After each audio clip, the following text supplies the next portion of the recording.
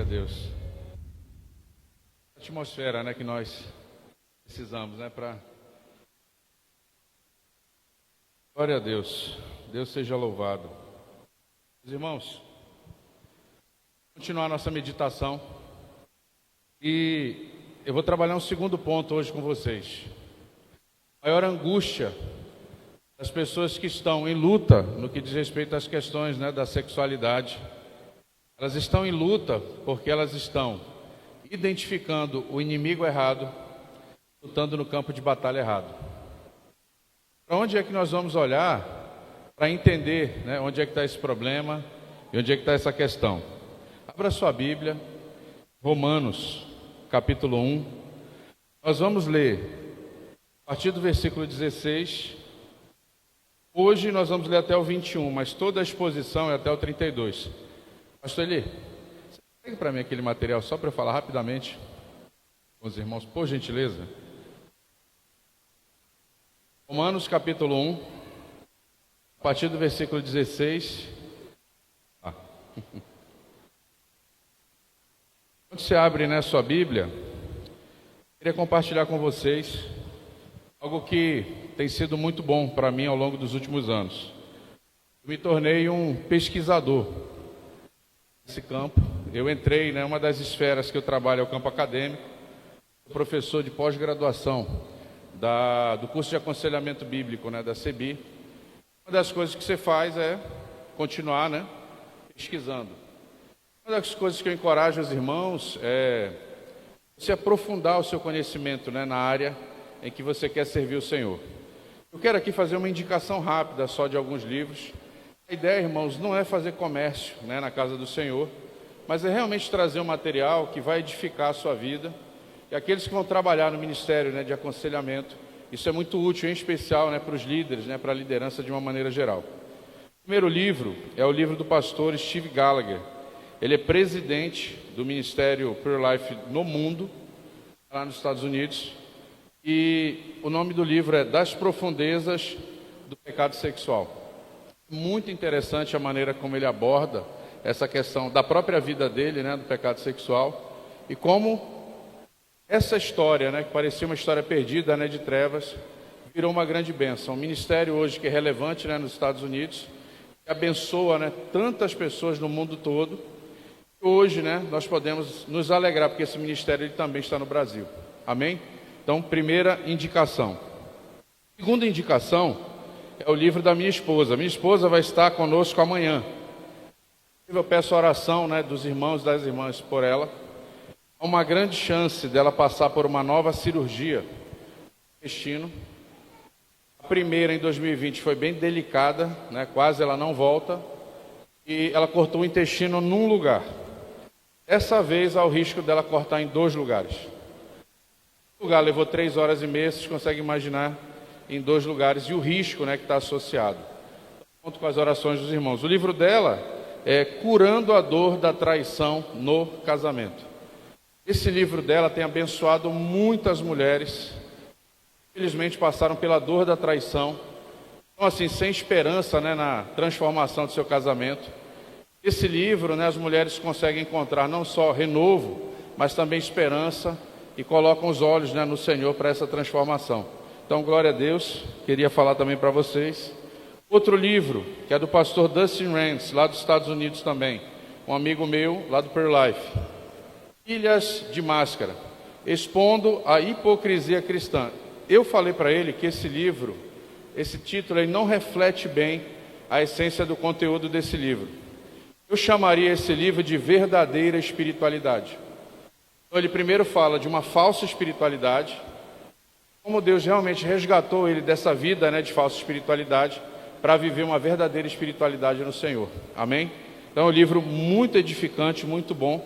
Nós trabalhamos nos grupos de célula, né, da nossa igreja. E aqui, um dos meus livros, né, que eu escrevi esse livro como pai. Pai que precisava instruir e proteger os meus filhos de algo que assolou a minha vida por 24 anos. O título do livro é O Impacto Pessoal e Social da Pornografia. Como a pornografia ela impacta profundamente a nossa visão sobre sexo, sobre sexualidade. Qual que é o problema da pornografia, gente? Um dos maiores. Não tem sexo na pornografia. Vocês sabiam disso? O pior lugar para você buscar informações sobre sexo é na pornografia, porque ela não tem sexo. O que tem na pornografia? Lascívia, luxúria, filia, parafilia, perversão, abuso, violência. Sexo, ele é uma expressão do amor conjugal. Ele foi criado para ser uma expressão do amor conjugal. O sexo foi criado por Deus para ser o maior nível de intimidade entre um casal. Uma manifestação profunda da união daquele casal. É isso que foi feito. A pergunta que eu faço, tem essas coisas na pornografia? Não. Então não tem sexo na pornografia. Você vai ver um contexto totalmente diferente, né, de moralidade e promiscuidade. Então esse livro eu pensei, cara, os pais precisam saber disso para guardar o coração dos seus jovens e dos seus filhos. Só um detalhe, uma informação. A partir dos 6 anos de idade, está sendo a média em que as crianças estão tendo acesso a material pornográfico nas escolas. 6 anos de idade. E os pais muitas vezes vão levar anos para descobrir que isso aconteceu. Então você precisa estar pronto para falar sobre sexo e sexualidade com os seus filhos, porque se você não falar, alguém que não quer o bem do seu filho vai falar para ele, e vai falar da maneira errada. Amém? Então, só algumas indicações, se você quiser estudar, se aprofundar nessa questão, são algumas indicações de livros, né, que nós fizemos para abençoar o povo de Deus. Amém? Vamos olhar para a palavra de Deus agora. De novo, qual é o problema que nós vamos resolver aqui?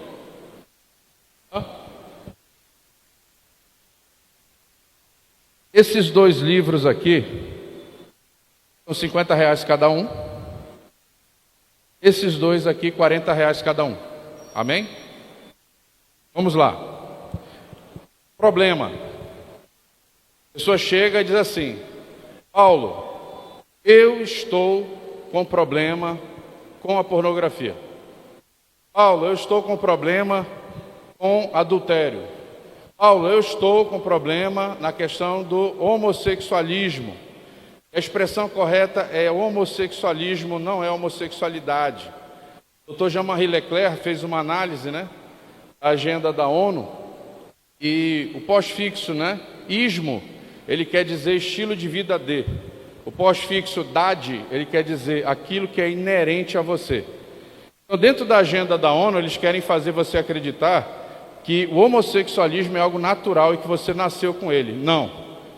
O homossexualismo é um comportamento aprendido e ele é uma identidade crida. Uma pessoa acredita que ela é homossexual a partir dos seus desejos, seus sentimentos. O problema é que os nossos sentimentos, os nossos desejos, eles são caídos, eles não são confiáveis. Quem é o único que tem autoridade para dizer quem nós somos? Deus. Então essa reorganização do coração, ela precisa acontecer. Então quando esses homens chegam pedindo ajuda, eles chegam com esse viés. Paulo, meu problema é esse. Eu estou há 20 e tantos anos trabalhando com isso e eu não consigo romper. Eu já fiz curso, eu já fiz pesquisa, eu já fiz a campanha das 7 cabeçadas na cruz e isso não resolveu. Por quê, gente? Porque ele está lutando no campo de batalha errado. O que nós vamos fazer aqui agora? Nós vamos fazer um diagnóstico, segundo a Bíblia, do problema. Eu trabalho com os meus alunos justamente nesse prisma. E adivinha o que tem acontecido? Os homens têm rompido com a vida de pecado, vivido uma vida para a glória de Deus.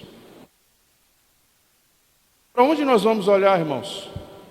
Para algo que é seguro, para algo que é eterno, a sabedoria de Deus. Amém? Então abra sua Bíblia em Romanos, capítulo 1. Vamos ler do 16 ao 21 pelo tempo, mas nós vamos pincelar um pouco até o 32 no final aqui. Então vamos lá.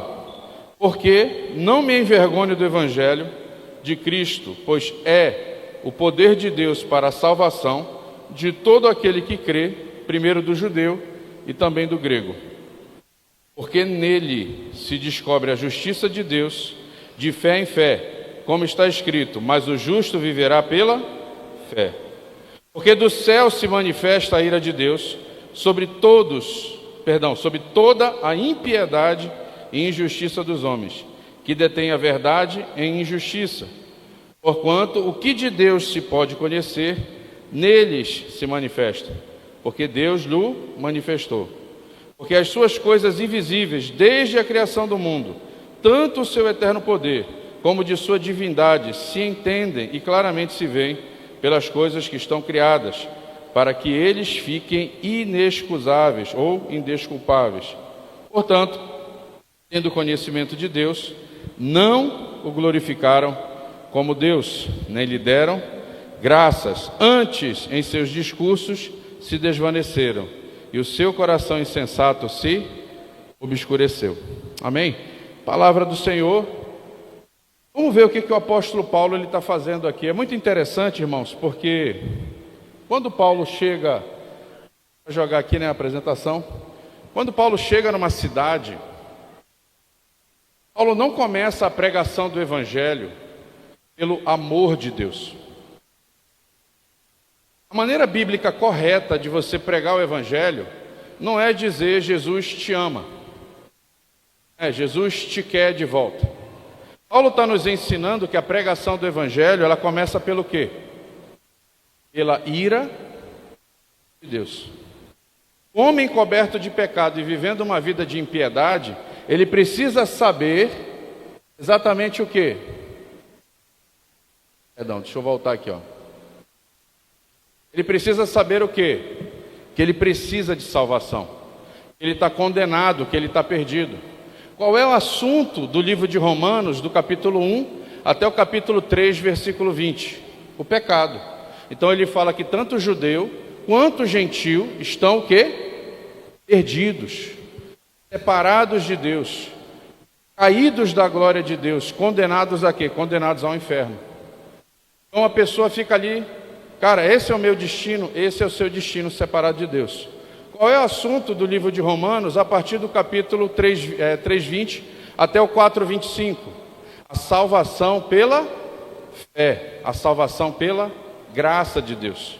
A partir do capítulo 5 até o capítulo 8, esse Deus que é poderoso para salvar o homem caído, ele também é o Deus que é poderoso para capacitar o homem na sua vida de fé. E depois ele vai falar da soberania de Deus para a salvação. A partir do capítulo 12, o que o livro vai falar? O livro vai falar da vida cristã. Como é que eu pego toda essa doutrina e eu aplico na minha vida cristã, no meu dia a dia? Esse é o assunto, do livro de Romanos, para que a gente possa caminhar. E aqui, nesses pequenos versículos que nós trabalhamos, nós lemos, ele tem uma profundidade incrível no que diz respeito a entendermos qual que é realmente a origem do pecado e qual que é a origem dos distúrbios da sexualidade. Então vamos lá, ponto a ponto. Primeiro ponto, porque não me envergonho do Evangelho de Cristo, pois é o poder de Deus para a salvação de todo aquele que crê, primeiro do judeu e também do grego. Que poder é esse?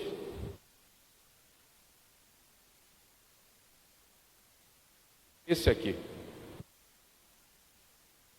O que só o Evangelho ele pode trazer de solução e de resposta para a humanidade?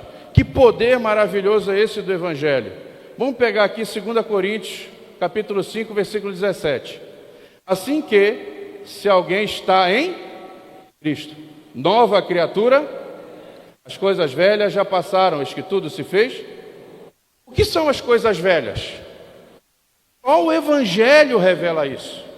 A pregação fiel do Evangelho vai revelar isso ao homem que está caído e perdido. Olha só, as coisas velhas é que, quando você está separado de Cristo, o que é estar em Cristo? É estar unido a Cristo por meio da fé. Então veja, se você não está em Cristo, Deus, Ele é o teu juiz. Você é considerado diante de Deus como alguém injusto. Você é considerado escravo do pecado, inimigo de Deus. Você está morto nas suas transgressões e nos seus pecados. É isso que a Bíblia diz ou não? Essas são as coisas velhas. Esse é o homem separado de Deus. Paulo vai trabalhar esse aspecto até o capítulo 3, versículo 20, ou na carta aos Romanos. é muito interessante, mas ele fala que ele não se envergonha do Evangelho, logo no início, porque ele é o poder de Deus para a salvação. O que o Evangelho vai fazer com esse homem que é escravo, inimigo de Deus, morto nos seus delitos, injusto, ímpio, condenado ao inferno? O que o Evangelho vai fazer?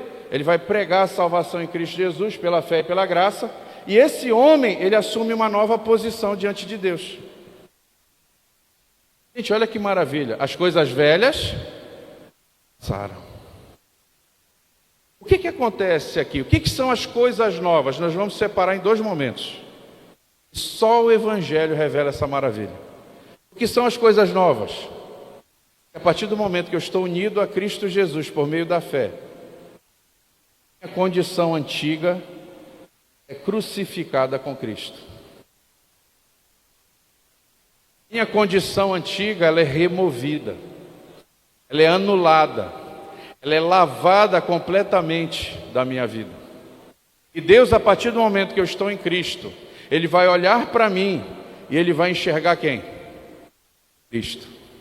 Deus, Ele começa a me tratar pelos méritos exclusivos de Jesus Cristo. O que significa? As coisas velhas passaram. E agora Deus olha para mim, enxergando Cristo, o que acontece com a minha condição diante de Deus? Deus, Ele deixa de ser meu juiz, Ele se torna meu Pai. Deus, Ele deixa de me ver como alguém injusto, Ele me vê alguém como justificado. O que é justificado? Você é declarado justo diante de Deus. Você sabe o efeito disso? A partir daquele momento, Deus olha para você, Ele vê a justiça de Cristo. Na teologia, a gente chama isso de dupla imputação. Imagine um acordo, deixa eu ver, fazer com ele. Posso fazer uma brincadeira com ele aqui, pastor Eli? Jesus Cristo, o homem antigo, tá? Tudo bom? Tem uma proposta. Você é escravo do pecado, você é considerado ímpio diante de Deus, você está condenado ao inferno, não tem salvação. Você, por si mesmo, não consegue se salvar. É a sua condição. Mas eu, Jesus Cristo, tenho uma proposta para você. Eu vivi a vida perfeita. Eu vivi a vida justa. A única vida que agradou Deus foi a minha vida, a vida que eu vivi. Eu tenho uma proposta para você. Eu vou pegar todo o teu pecado, toda a tua injustiça, toda a tua iniquidade, toda a tua condenação, eu vou pegar para mim e vou pagar isso com a minha morte. Okay? Em troca disso, eu vou te dar toda a minha justiça, todas as bênçãos espirituais nas regiões celestiais em mim. Ok? Você topa esse acordo? Amém? Beleza. Vocês entenderam aqui o acordo? Dupla imputação. Pego toda a injustiça do povo, pago na minha morte, eu dou para o povo toda a justiça da vida que eu vivi. É um bom negócio ou não é? Por isso que não é uma questão de você aceitar Jesus. A pergunta é, você vai rejeitar isso? Entendeu? Não, você não vai aceitar, peraí, você vai rejeitar essa proposta? Maravilhosa, incrível. E a partir do momento que você está em Cristo, olha só, Deus vai olhar para você a partir dessa posição. Então você assume uma nova posição diante de Deus. Porém, existe um outro versículo na teologia de Paulo que é muito interessante, olha só. Porque assim como todos morrem em Adão, o que é morrer em Adão? As coisas velhas, assim também todos serão vivificados em Cristo. O que a gente tem que ser muito honesto hoje aqui? Quando você é salvo por Jesus e é unido a Ele, você ganha esse novo status diante de Deus. Nós temos que olhar para a nossa vida, ok? Quando você olha para a sua vida, nós não estamos, talvez, vivendo tão perfeitamente quanto deveríamos essa nova posição que nós temos diante de Deus. Quem é que vai fazer esse trabalho das coisas novas no nosso coração? O Espírito Santo de Deus. É o Espírito Santo que vai trabalhar todos os dias, de fé em fé, de glória em glória, renovando o nosso coração, moldando o nosso coração, nos convencendo do pecado, da justiça e do juízo, para que a minha nova maneira de viver seja o mais parecido possível com a minha nova posição diante de Deus. Amém? Esse é o poder do Evangelho que Paulo está falando. Esse é o poder. Veja bem, tem uma história que eu gosto muito de contar, que o genro, né, do Jonathan Edwards, ele foi um missionário assim, fantástico, na Escócia. Pena que morreu aos 29 anos, né? Ele não cuidou da saúde dele. Uma vez ele encontrou um muçulmano e um hinduísta, né, conversando. Ele prestou atenção na conversa deles e ele... Peraí, deixa eu ver se eu entendi. Então, o islamismo e o hinduísmo é uma forma de você... Deus está no alto da montanha, o Deus de vocês, né, está no alto da montanha. Vocês estão aqui embaixo. Então, a religião de vocês é uma forma de subir a montanha e chegar até Deus. É isso? É isso, você descreveu bem. E ele disse assim, isso não é o cristianismo. O cristianismo é assim, ó. Deus está no alto da montanha, nós estamos embaixo na montanha. Deus olha para nós, incapazes de salvar a nós mesmos. Deus desce a montanha. Nos dá o seu espírito e nos conduz até o alto da montanha. Não é maravilhoso? Esse é o poder do Evangelho. Por isso, primeira coisa, alguém está vivendo a realidade do pecado sexual? Alguém está vivendo algum outro tipo de pecado? Paulo, como é que nós vamos trabalhar? Pregue o Evangelho. O Evangelho que é poderoso para fazer nova todas as coisas em Cristo Jesus. Amém? E uma última coisa. O que é o cristianismo então? Porque ele disse assim, olha, isso não é. Cristianismo, irmãos, não é uma religião. O cristianismo nunca foi uma religião. O que é o cristianismo? Uma vida. O cristianismo é uma vida. Como eu falei para vocês há pouco, só um homem que botou os pés nessa terra viveu uma vida digna de ser vivida. Que homem foi esse? Que homem é esse que ele vive? Jesus? Então, ele veio à terra e viveu a vida agradável ao Pai. Ele entende o que é ser imagem e semelhança do Pai. E ele veio revelar o Pai, fazer o Pai conhecido. Que é o pacto que Deus fez com todos nós na criação. Só que nós caímos e nós falhamos. A vida cristã, a verdadeira espiritualidade, ela é o quê? É você olhar para Cristo, estar unido a Cristo e desejar viver a vida que Jesus viveu. Isso é o cristianismo, isso é ser um cristão de verdade. Os homens que chegam para mim, para que eu possa ajudar, eles vão na igreja, eles assistem o culto, eles dão glória a Deus, eles cantam louvores, se emocionam, entregam dízimo, entregam oferta, mas eles vivem uma falsa espiritualidade. E quando eles chegam lá, o que eu vejo? O coração deles não está batizado no Senhor.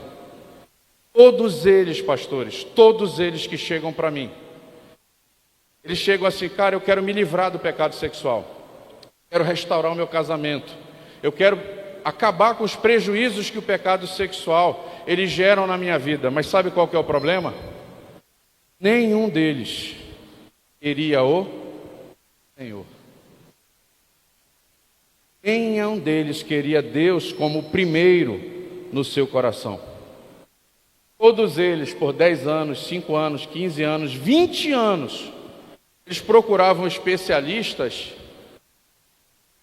para que eles pudessem receber um método. Cara, qual é o método para eu abandonar o pecado sexual? Eu gerava uma certa frustração neles, porque eu dizia, irmão, Deus não nos deu um método. Porque se Deus desse para nós um método para você abandonar o pecado sexual, você pegaria o método e daria as costas para... Deus não nos deu um método. Deus nos deu de si mesmo. Deus Pai nos deu de si na criação e em todas as coisas. Deus Filho entregou a vida dele para que nós pudéssemos ser reconciliados com o Pai, ter uma nova posição diante do Pai. Deus nos deu o Espírito Santo, Deus Espírito Santo, para nos capacitar, nos conduzir, nos direcionar para viver uma vida de santidade. Sabe por que muitos não conseguiram? Porque estão procurando método. Evangelho não é um método. Evangelho é relacionar. A vida de busca, de devoção, de quebrantamento na presença do Senhor, buscando o Senhor e desejando o Senhor acima de qualquer outra coisa na nossa vida. Amém, irmãos? Esse é o poder. Esse é o poder do Evangelho. Por isso que nós precisamos pregá-lo. Segunda coisa que Paulo revela nesse texto. Segunda coisa. Paulo diz que pelo Evangelho se revela a justiça de Deus, que do início ao fim é pela fé. Não é pelas obras. Mas Paulo também diz que do início ao fim também se revela o quê? A ira de Deus, que opera no homem sem fé. Qual é a característica mais marcante da justiça de Deus e da ira de Deus? A justiça de Deus, Deus desce a montanha e resgata o homem. Deus intervém. Deus, ele se manifesta. Deus, ele muda a sua realidade. Deus muda a sua história. Qual é a característica da ira de Deus? Deus não intervém. Deus entrega a pessoa aos desejos egoístas e cobiçosos do seu coração. Vamos ver isso com um pouquinho mais de detalhe? Vamos lá, ira. Qual é a condição do homem sem Deus? Ele está debaixo da ira de Deus. O que significa? Efésios capítulo 1, versículos 1 ao 3. E vos vivificou, estando vós mortos em ofensas e pecados, em que noutro tempo andastes segundo o curso desse mundo, segundo o príncipe das potestades do ar, do espírito que agora opera nos filhos da desobediência. O homem sem Deus, ele está morto dos pecados e delitos. Ele está totalmente entregue às concupiscências e às mentiras desse mundo. Ele é governado por Satanás. Isso é a manifestação da ira de Deus. Agora, e a justiça de Deus? Como é que ela se manifesta? Efésios 1, do 4 ao 9. Mas Deus, que é riquíssimo em misericórdia, pelo seu muito amor com que nos amou, estando nós ainda mortos, nossas ofensas, nos vivificou juntamente com. Morto reage? Morto faz alguma coisa? Morto está? Veja que o primeiro passo para a salvação do homem não foi o homem que deu. O primeiro passo para a salvação do homem, quem deu foi? Isso é justiça. Sabe qual é a notícia boa para todos os irmãos que estão aqui hoje? Quem crê em Cristo como seu único e suficiente Salvador aí? Notícia maravilhosa para vocês. Todos vocês, abaixo da justiça de Deus. Maravilhoso ou não é? A situação de cada um de nós mudou. Com isso, Deus não promete que você nunca mais vai ser tentado, mas Ele garante que o pecado não terá domínio sobre vós. Olha só, continuando aqui, ó.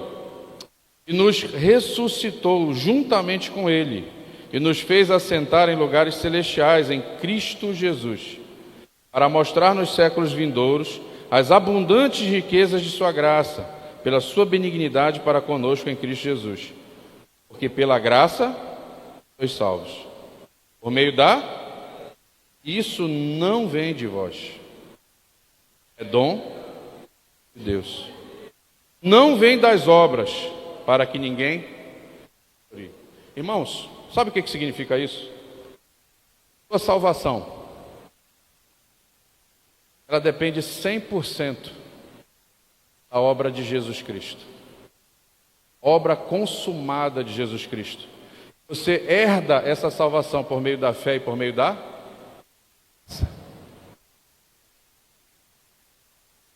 Se Deus dissesse assim, é 1% você, 99% Jesus, você perderia a sua salvação.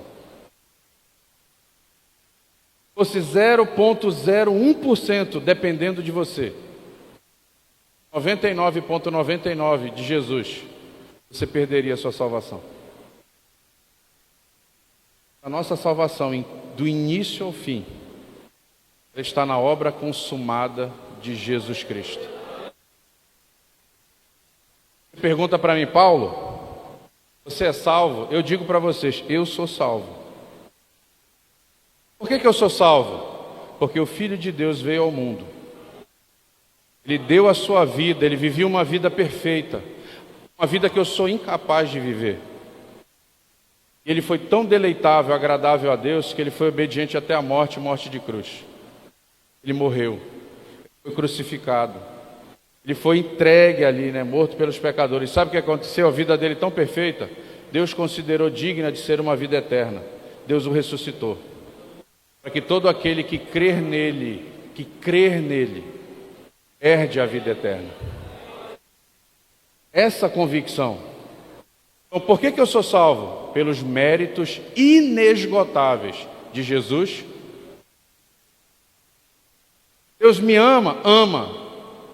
Por causa dos méritos inesgotáveis de Jesus Cristo. Então, hoje, toda a minha confiança, toda a minha dependência, ela está em Cristo Jesus e nele eu descanso. Agora, olha só, o texto fala que eu estava morto em pecado, mas agora eu tenho uma nova vida. Que nova vida é essa? O antigo Paulo, lembram do slide anterior? O antigo Paulo está sepultado com Cristo. O antigo Paulo não pode voltar. O antigo Paulo, ele não pode, eu não posso viver aquela antiga vida de antigamente. Então, se eu estou morto com Cristo para o pecado, agora qual é a vida que eu vou viver? A vida de Jesus. Vida de Jesus. Essa é a nova vida que o crente salvo, ele vai fazer. Olhar para Cristo e viver a vida que Cristo viveu aqui na terra. Amém? Glória a Deus. Vamos avançando. E agora a gente chega no diagnóstico. Vamos lá. Diagnóstico. O que é porneia? Essa palavra ela é usada várias vezes na Bíblia para explicar o quê? Todo tipo de pecado, todo tipo de prática sexual que Deus considera pecado. Porneia engloba tudo que você pode imaginar. Mas eu diria o seguinte, baseado no que a gente aprendeu no primeiro momento. O que é a porneia? É a prática sexual sem afeto. É a prática sexual egoísta. É a prática sexual cheia de crueldade e perversidade. Por isso Deus chama essa prática de pecado. Os meus alunos chegam, Paulo, eu quero abandonar a porneia. O cara, a porneia não é o seu problema. A porneia é só a consequência de algo mais profundo no seu coração. A porneia é só resultado de algo muito mais profundo. Que coisa é essa? Vamos lá para o texto bíblico. Romanos 1, 21. Porquanto, tendo o conhecimento de Deus, não o glorificaram como Deus. Primeira raiz do pecado. Gente, isso aqui vocês podem aplicar para álcool, drogas, qualquer tipo de pecado e qualquer tipo de problema. Eu vou dar ênfase no pecado sexual, porque é a área que eu trabalho, ok? Olha só. Idolatria. Conhecer a Deus e não glorificar como Deus é um ato de rebelião, é um ato de idolatria. Gente, espera aí. De quem que o apóstolo Paulo está falando nesse texto? Se você pegar ali versículo 19, 20 e 21, Paulo está falando de Adão e Eva. Eles conheceram a Deus face a face. Deus vinha na viração do dia falar dos seus intentos, seus propósitos. Adão e Eva, que era a melhor versão do homem, criados por Deus, tendo o conhecimento de Deus, não glorificaram como Deus. Sabe o que acontece aqui? O homem quer o Éden, mas ele quer dar as costas para quem? Para Deus. Ele quer ser Senhor, ele quer moldar as regras do jogo como ele quer. Como é que você pode confirmar essa argumentação minha? É só você continuar a leitura. Romanos 1, 23. Mudaram a glória do Deus incorruptível em semelhança de imagem do homem corruptível, aves, quadrúpedes, etc. Qual o nome disso, gente? Idolatria. Terceiro ponto, se você continua lendo o texto, você vai ver que Romanos 1, 25, pois estes mudaram a verdade de Deus em mentira, e honraram e serviram mais a criatura do que o Criador. Primeiro problema que você como conselheiro, você como pastor, você como líder vai tratar, o problema da idolatria do coração. É o homem querendo o Éden, mas não querendo Deus. É o homem que se torna, segundo a serpente, igual a Deus, conhecedor do bem e do mal. Esse é o primeiro problema que você vai tratar para resolver essa questão. Segundo problema.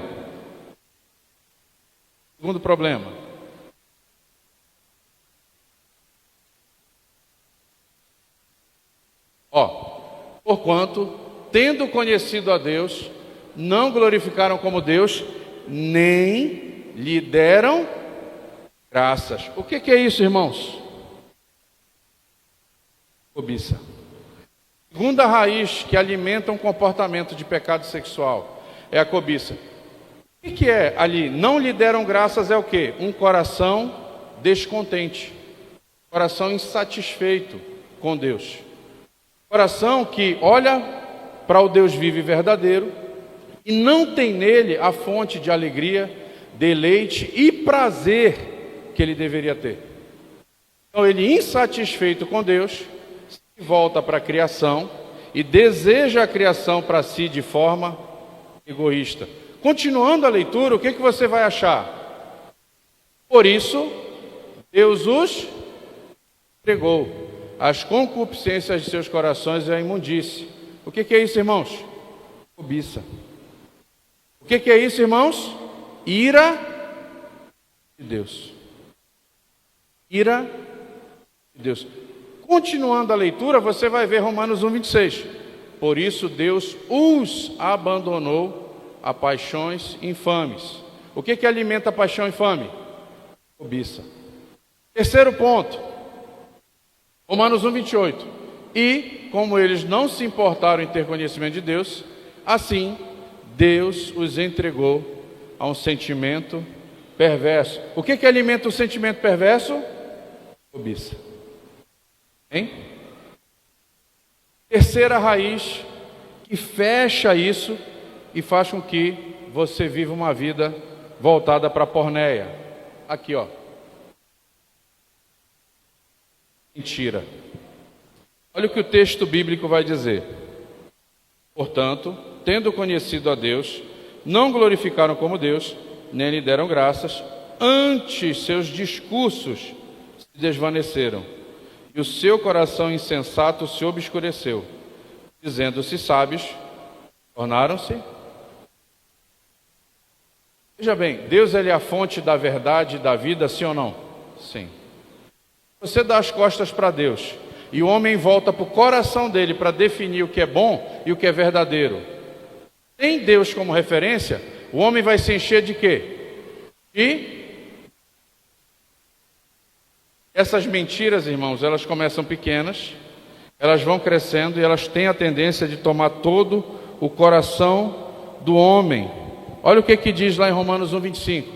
Pois estes mudaram a verdade de Deus em Romanos 1, 28. E como eles não se importaram em ter conhecimento de Deus, eles cometem todo tipo de torpeza, de cobiça e de atitudes perversas. Se você ler o texto todo, você vai ver que idolatria, cobiça e mentira, elas geram todo tipo de maldade que existe no mundo inteiro. Querem resolver esse problema? Vocês vão trabalhar esses 3 pilares: idolatria, cobiça e... Hein? Vamos virar a chave agora? Vamos virar a chave? A gente falou só de coisa ruim até agora, né? Vamos falar de coisa boa. Olha só, querem viver uma vida de santidade? Nós vamos virar a pirâmide. Você sai da porneia, você vem para a santidade. O que você vai fazer? Primeiro, você abandona a idolatria e você vive uma vida de devoção a Deus. O que é uma vida de devoção? Uma vida voltada para o Senhor. É uma vida onde Deus, Ele é o primeiro no seu coração. Deus é o primeiro na sua vida. Deus é o primeiro na sua motivação. Deus é o primeiro em todas as coisas que você vai fazer. Amém? Isso é devoção. E aí nós temos o exemplo aqui, ó. Lucas 4:8. E Jesus, respondendo, disse-lhe: vai-te para trás de mim, Satanás, porque está escrito: adorarás o Senhor teu Deus, e só a Ele servirás. Então você vira a chave de idolatria, assumindo uma postura de devoção a Deus no seu coração, quando a sua adoração, o seu deleite, o seu prazer, eles apontam única e exclusivamente para quem? Para Deus. Irmãos, o que é um homem de coração puro? Quando a Bíblia diz assim: bem-aventurado os puros de coração, pois eles verão a Deus. O que é um puro de coração? É alguém cuja adoração é exclusiva a... Os ídolos foram derrubados.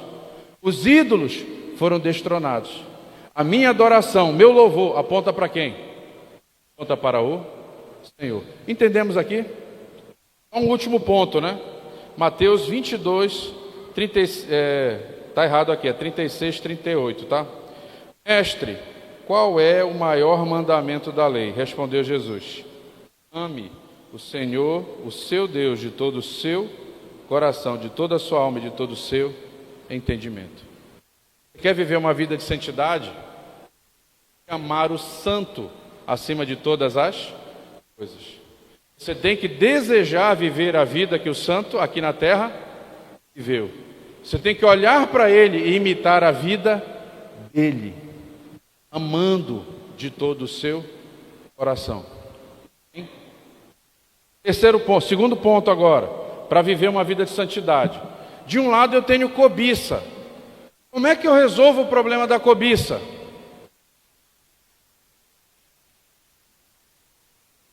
Contentamento. Tudo dai graças. Olha o que Jesus disse aqui, ó. Lucas 4:4. Jesus respondeu dizendo: está escrito: nem só de pão viverá o homem, mas de toda a palavra de Deus. Jesus estava 40 dias no deserto, 40 dias sem comer. Perfeito, eu esqueci o termo agora que um médico usou uma vez, né? O corpo dele já estava consumindo ele mesmo. É autofagia, alguma coisa assim. O corpo dele já estava comendo o corpo dele devido a tantos dias sem comer. Acontece, né? É um efeito que acontece com o corpo para se proteger. Era um desejo legítimo de Jesus comer. O que Satanás fez para ele? O que Satanás ofereceu para Jesus? O que Satanás ofereceu para Jesus? O pessoal está dizendo pão. Está errado.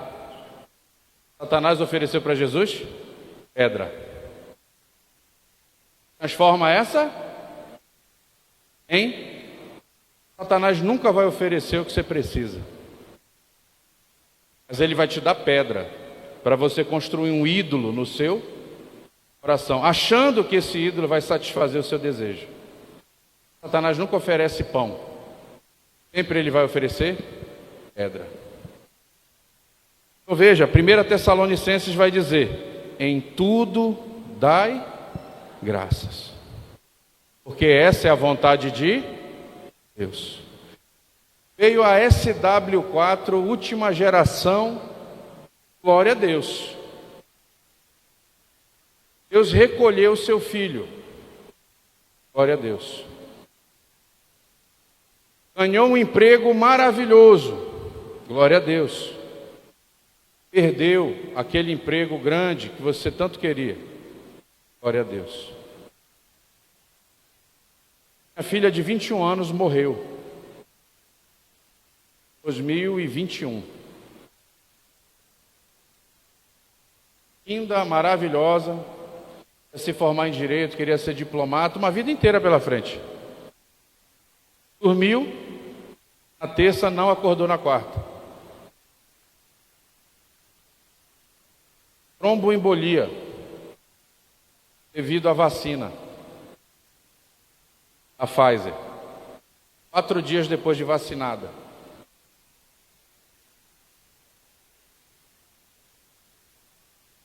Tudo dai? Eu não sei como isso pode cooperar para o meu bem. Eu confio em quem? Porque nós sabemos. O texto não diz nós sentimos. O texto diz nós sabemos que todas as coisas para o bem daqueles que amam a Deus e foram feitos segundo o seu. Sabemos. Eu não sei como ainda, mas Deus sabe. Eu confesso para vocês, se eu soubesse o que Deus sabe, eu faria o que Deus faz.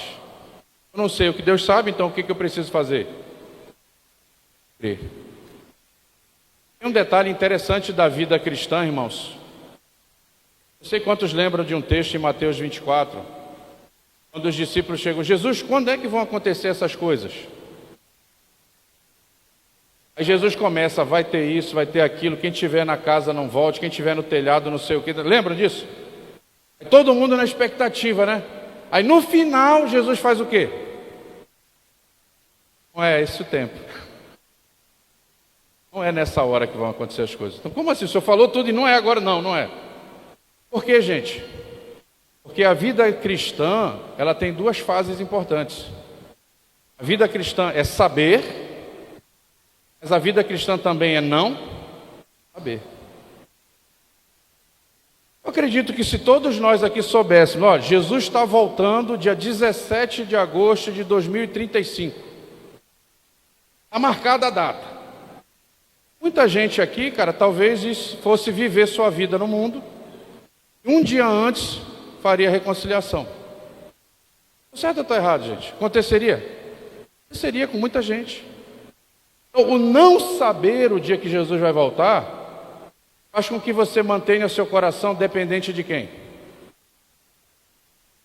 Faz com que você viva uma vida como se ele viesse agora. A vida voltada para ele. Faz sentido ou não faz? Sim, às vezes ser cristão é não saber. Quantas vezes, pastores, o pessoal chegou com uma tristeza profunda, um problema gravíssimo que você não consegue entender, e você diz: olha, irmão, não sei, o que a gente vai fazer? Orar. Acontece ou não acontece? Tem gente que senta para pedir aconselhamento para mim, eu digo assim: meu Deus, o que eu vou fazer? Eu não sei. Enquanto o cara está contando a história, tomara que a história fique longa, porque eu estou orando, o que eu vou dizer para esse cara? Eu não sei. Às vezes parece que a gente está no controle de tudo, né? Não está, cara. É dependência pura de quem? De Deus. Então, o que eu vou falar para vocês? Eu não. O que a palavra diz? Em tudo dai graças. Deus sabe como é que estava o coração da minha filha. Talvez ele recolheu antes que algo pior acontecesse. Não sei. Agora eu vou brigar com Deus? Eu vou confiar. Então veja, para você não ter um coração cobiçoso, você precisa ter um coração contente. Aprendi o segredo de estar contente em todo.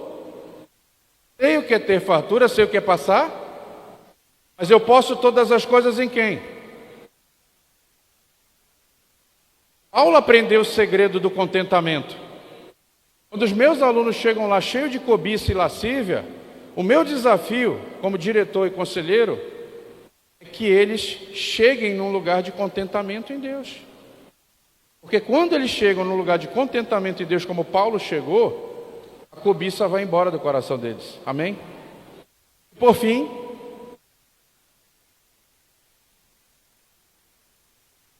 como é que você combate a mentira? A palavra da verdade. Firma teu coração firma o teu coração na verdade de Deus. Firma o teu coração na verdade de Deus. Você decora a palavra de Deus. Você proclama o teu coração a palavra de Deus. Cadê as irmãs da oração? Que é muito forte aqui na Assembleia de Deus. O que vocês proclamam o tempo todo quando vocês estão orando? Promessas e a palavra de Deus.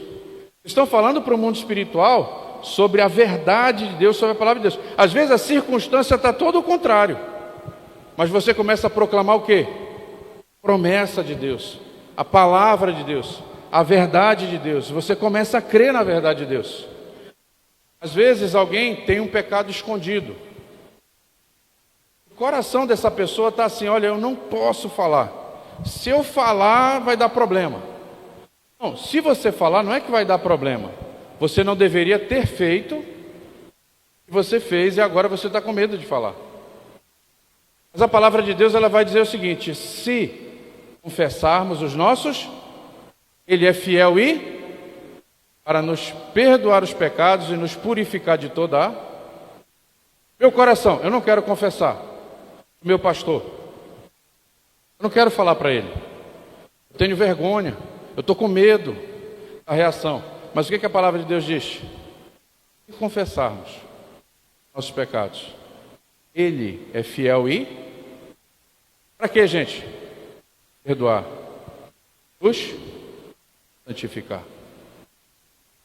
Quando você crê, eu vivi pecado sexual 24 anos. Eu vivi uma vida dupla, uma vida escondida. Esses 24 anos, eu estava 10 anos na igreja. Eu não estava em Cristo. Faz diferença ou não? Uma coisa é estar na igreja, outra coisa é estar em Cristo. Eu dei um passo de fé. Acreditei na palavra de Deus, eu queria um relacionamento profundo com Ele. Amanhã completa 13 anos. Eu confessei os meus pecados. Trouxe luz para os meus pecados. Encontrei ajuda, encontrei graça, encontrei transformação. 13 anos eu sou livre da escravidão do pecado sexual. E hoje o que eu faço com a minha esposa? Eu levo esperança para aqueles casamentos que estão feridos pelo pecado sexual e para aqueles homens que estão escravizados pelo pecado sexual. Eu vou dizer um negócio para vocês que quando eu falo para os meus alunos, eles se emocionam muito.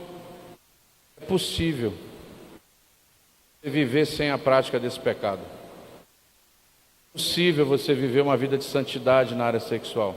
É possível você viver uma vida agradável e deleitável a Deus nessa área.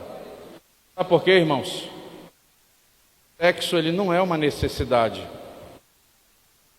A mentira que Hollywood prega aí na cultura é que sexo é uma necessidade. Ele não é uma necessidade.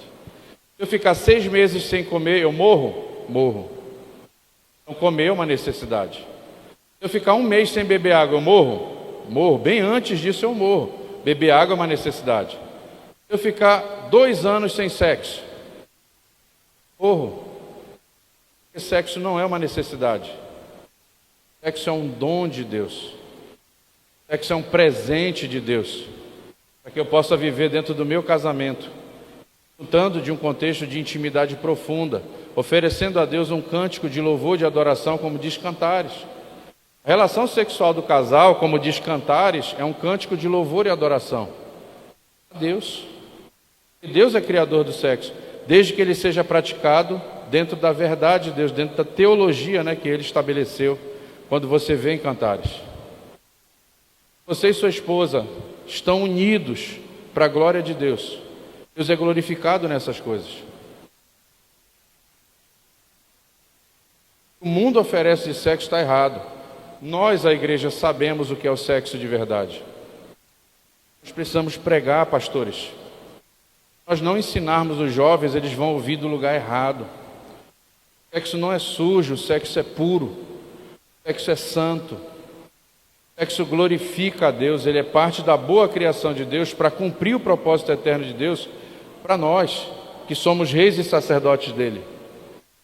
Nós precisamos resgatar a pureza da sexualidade. Nós precisamos falar da sexualidade com santidade para glorificar o Senhor. Nós precisamos fazer isso. Eu vim aqui como uma pequena semente do Senhor, trazendo essa consciência, trazendo essa reflexão. Estou muito grato no meu coração por todos os pastores e líderes, que trouxeram sua congregação aqui, me dando essa oportunidade de me humilhar, mas para exaltar o Deus vivo e verdadeiro. Essa cidade precisa de santidade. Essa cidade, ela precisa conhecer o verdadeiro amor que lança fora todo medo. Chega de casamentos destruídos, cara, por causa de moralidade sexual. Chega de gente, mulheres sendo mortas por causa da cobiça de alguns homens. Nós podemos fazer alguma coisa e nós podemos transformar a realidade imperatriz. Sabe por quê? Porque tudo posso naquele que me fortalece. Em nome de Jesus. Amém? Vamos orar? Preparar, a transição aqui. Obrigado. Amanhã, se você puder, a esposa vai falar. Vocês ouviram um abusador. Vocês ouviram um traidor. Vocês ouviram um homem perverso. Foi totalmente transformado por Deus. Amanhã vocês vão ouvir uma mulher que foi ferida pelo meu pecado. Uma mulher que sofreu dores terríveis. Eu que deveria ser o maior provedor de amor na vida dela depois de Deus, me tornei a pessoa que mais feriu o coração dela durante 10 anos. A misericórdia de Deus e a justiça de Deus alcançou meu casamento. Falte amanhã. Se você conhece algum vizinho que não é cristão, traga amanhã. Se eles estiverem passando uma luta no casamento deles, se eles estiverem batalhando, está em guerra, traga. Amanhã é o dia dessa batalha. Sabe, você vai trazer essa pessoa. Às vezes, se o senhor concordar, pastor, traz essas pessoas, elas sentam, a gente fica até em pé, se for o caso, para que elas possam receber esperança. Amanhã a mensagem é de esperança. O meu pecado, ele foi escandaloso, mas a nossa restauração foi mais escandalosa ainda. Amanhã é dia de glória para Deus, é dia de humilhação para a gente, mas é dia de glória para Deus, porque a minha transformação e a transformação do meu casamento é obra dele. Vai ser escandaloso amanhã de manhã, mas a restauração é que vai falar muito mais forte do que aconteceu. Feche seus olhos, curve sua cabeça. Em nome de Jesus, eu quero expressar minha gratidão e minha alegria, se o Senhor permitir que eu estivesse aqui com os meus irmãos, e fazer o melhor, Senhor, essa tarde do meu coração. Tudo que eu quero, o Senhor sabe, tudo que eu desejo é que eles não passem pelo que eu passei, o casamento deles não seja ferido como o meu foi, e que eles estejam guardados, Senhor, guardados no amor de Cristo, revestidos do amor de Cristo e transformados pelo amor de Cristo. A motivação do meu coração está essa tarde com os meus irmãos, para revelar que nós servimos a um Deus poderoso, um Deus que é capaz de transformar qualquer coisa, qualquer lixo Ele pode transformar em bênção, Senhor. E não existe pecado que seja maior do que o sangue precioso de Jesus. Então, Senhor, em nome de Jesus, Senhor, eu não sei se alguém está lutando aqui, eu não sei se alguém está escravizado aqui, não sei se alguém está sozinho, angustiado, mas eu espero que essas ministrações, os louvores, as orações, tudo que foi oferecido ao Senhor nessa tarde vai ser oferecido à noite. possa trazer esperança para essa pessoa, e que ele deposite a sua esperança única e exclusivamente no Senhor. E eu quero declarar, Senhor, que toda honra, toda glória, todo louvor e ações de graças sejam dados a Ti, ao Pai, ao Filho e ao Espírito Santo, em nome de Jesus. Amém e graças a Deus.